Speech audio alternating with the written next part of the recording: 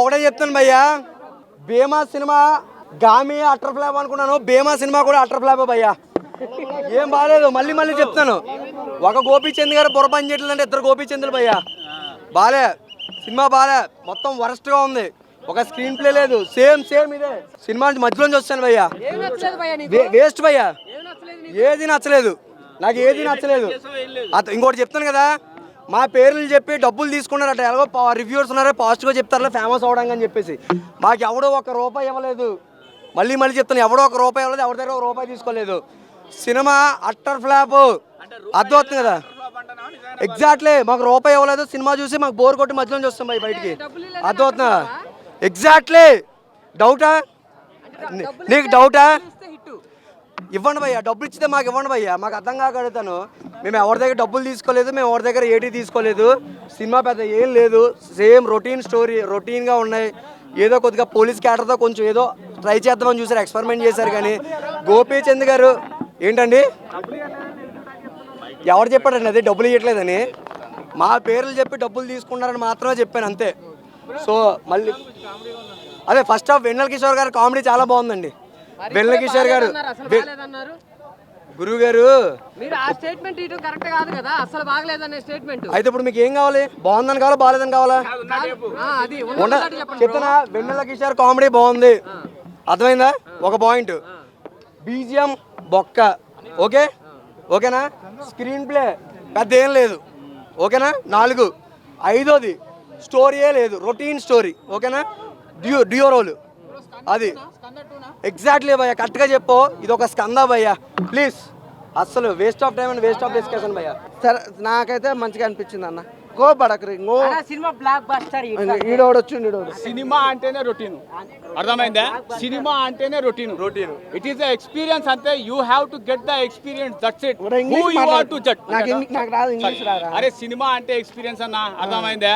కనీసం మన గోపీచంద్ చూసి ఒక 10 కోట్లు పెట్టే వాళ్ళు ఉన్నారు, అర్థమైందా? నెగిటివ్ చెప్పాలి ఎవరైనా ఉన్నారా?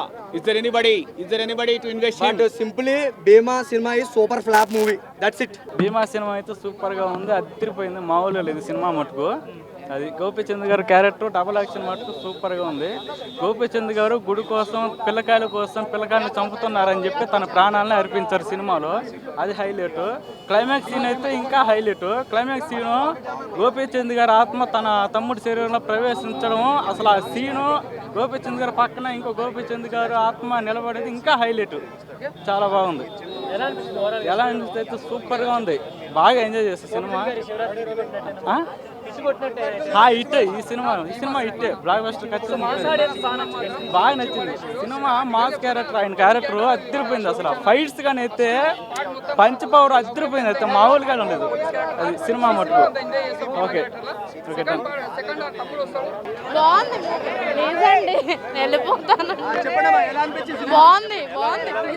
బాగుంది, చాలా బాగుంది. హీరో ఎలివేషన్ బాగుంది, నాకు నచ్చింది.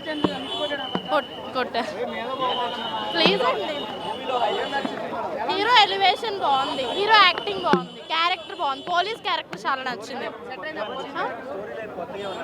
డిఫరెంట్గా బాగుంది. బ్రదర్స్ బాండింగ్ ఒకటి, డివోషనల్ అంతా బాగుంది. యాక్టింగ్